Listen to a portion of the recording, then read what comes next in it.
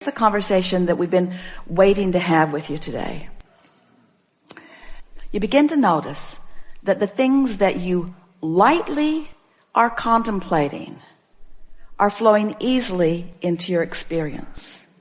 Because in the light feeling, in the absence of effort feeling, in the light, so light, maybe it's because it's unimportant, maybe because it's unimportant, I haven't been beating the drum of it, and so I don't have a lot of momentum going in opposition to it. But in the lightness of it, the universe demonstrates it in some obvious way.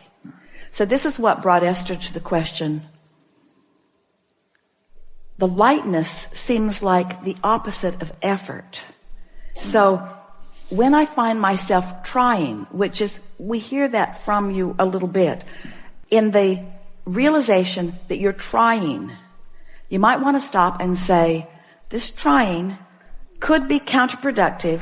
I'm efforting, which means I'm not engaging the energy that creates worlds, which means I think I'll just give this another run tomorrow.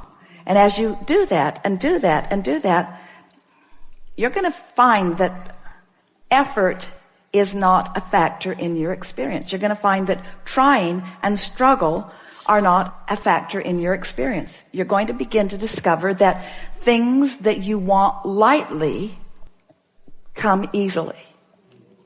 So there's something important to be talking about there. How can I feel light about something I've been so intense about for so long? And we say, by giving it a rest. By giving it a rest, by focusing on some other things for a while, or by getting as general about it as you can.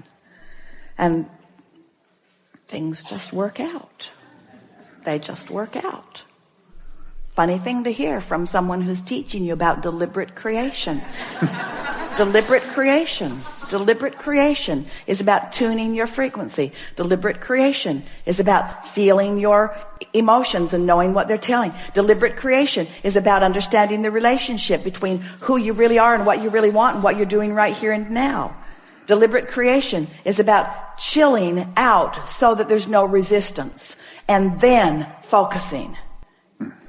It's about tending to the frequency first and then applying the thought.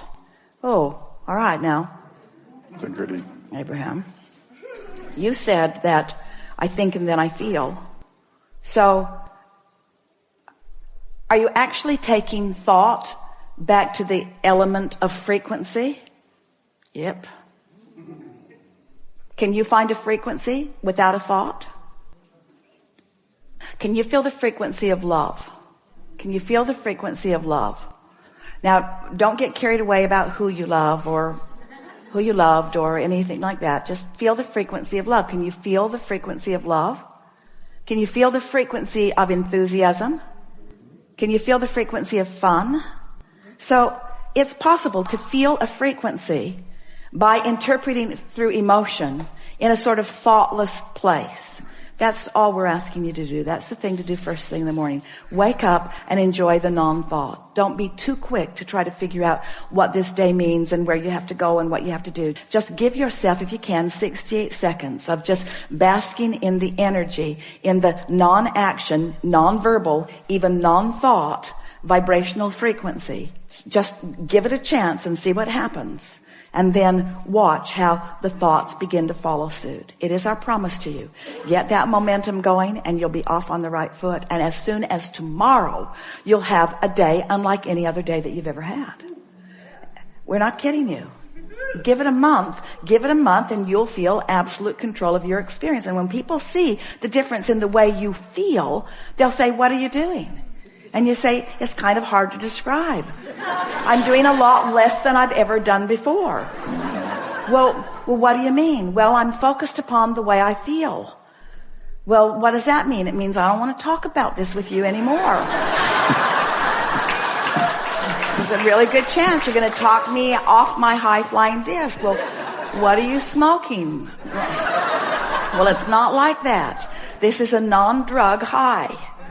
It's a non-drug alignment. It's alignment that has always been there for me that now I'm consciously tapping into. It's alignment that I've been stumbling on all my life, just didn't know how to maintain it.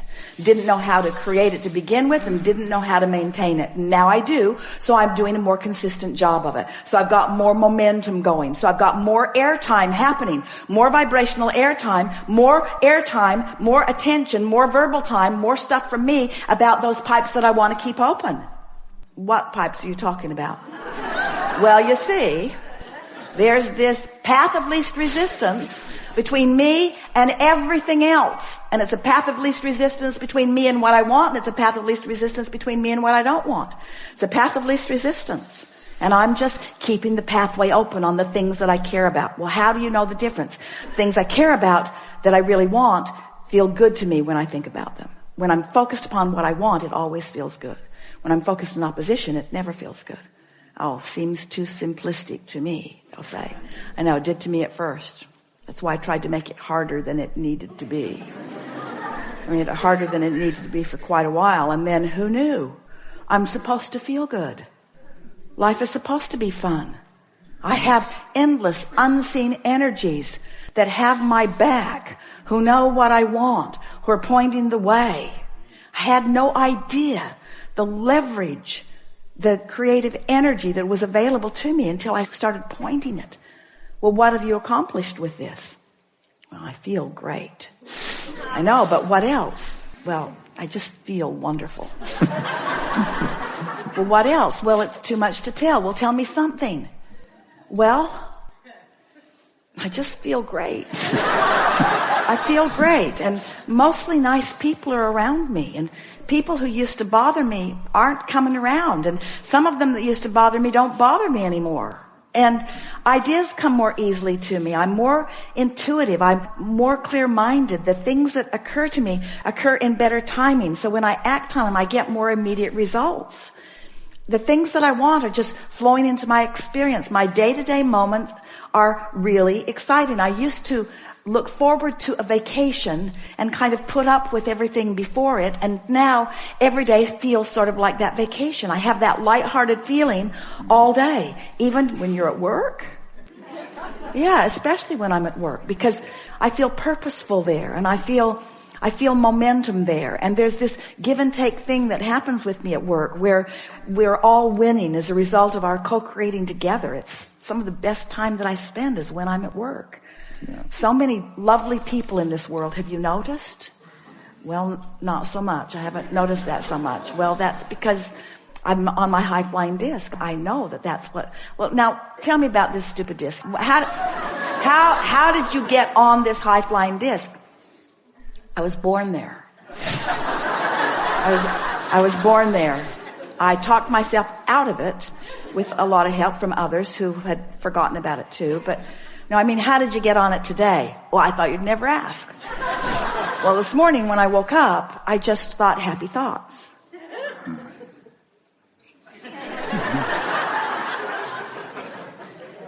So that's your philosophy.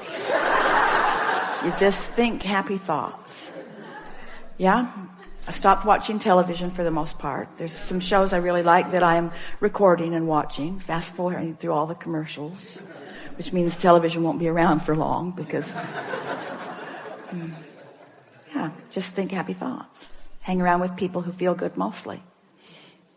Think of reasons to feel good. But mostly, I just get up looking for a reason to feel good and almost always find it immediately. And then I milk it.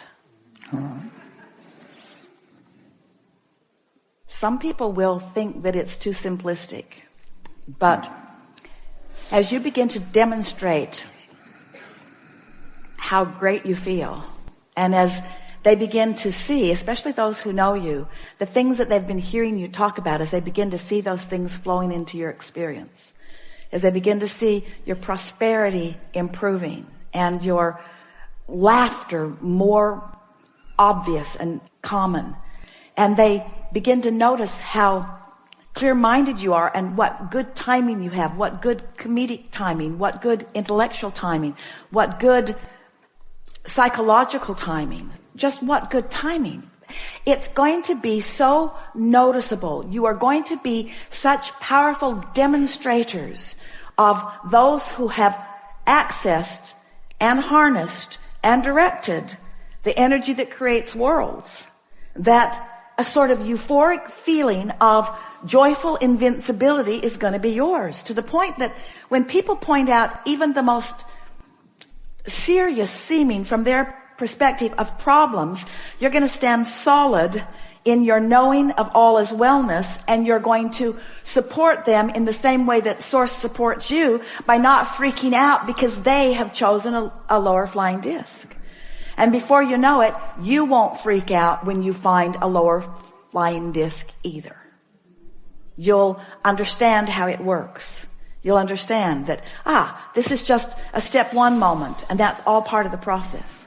I'm predominantly now, for the first several years of my life, I was predominantly in step 3, because I was born that way. Then those around me began insisting that I become more accountable, which meant try to compensate for their inability to stay on their disc. We hope you heard that in the way we meant it. So then I had sort of a rough ride for a while, where I was having predominantly step 1 moments. What are step 1 moments? Contrasting moments where I know what I don't want, so I know what I do want. I know what I don't want, so I know what I do want. So I was asking for quite a few years of my life. I was predominantly doing step 1 moments, stumbling accidentally into alignment, but not really knowing what I was doing. But it was a good plan, because during that step 1 phase of my life experience, all of you have passed through that now. I filled my vortex with all kinds of specifics that matter to me. And now you're in the step 3 phase of your life experience, where now getting on the high flying disc, that's your work, that's your work, that's your work, that's your work, that's your work. So I'm done, Abraham, I'm not going to create anymore. Oh no, because you're not going to stay on the high flying disc. You're going to dip, you're going to still have step 1 moments, but you're predominantly going to be living step 3 moments. Occasional step 1 moments, because you can't not expand. You want to continue to clarify, but predominantly step 3 moments. You see what we're getting at? How can I assure predominant step 3 moments? By making sure every day at least starts there.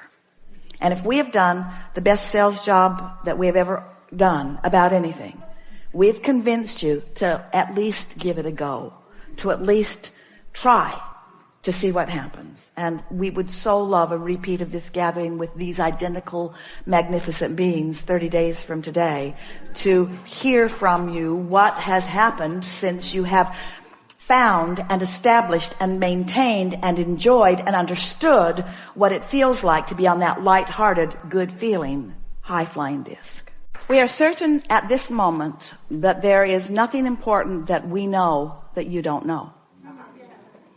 We can feel that you have found resonance with some basic things that are important to who you are. And most important, we can feel that you feel sort of energized, maybe inspired is a better word, to offer some focus that we know is going to serve you in a really powerful way. It is such pleasure for us to interact with those like you who are determined and strong in your desire, who are willing and even patient enough to walk with us slowly sometimes to find these nuggets of clarity that you just feel resonance with. We have been saying for quite a while that we make too much of all of this. In our desire to simplify it for you, we go on and on and on. But it is our knowing that today you have found some simple steps, and we know you feel the resonance with who you are. Our favorite thing about you and our time that we spend with you is that moment when conscious realization occurs to you as you make the correlation between something that you did vibrationally and something that happened in terms of demonstration. That's just the best for us.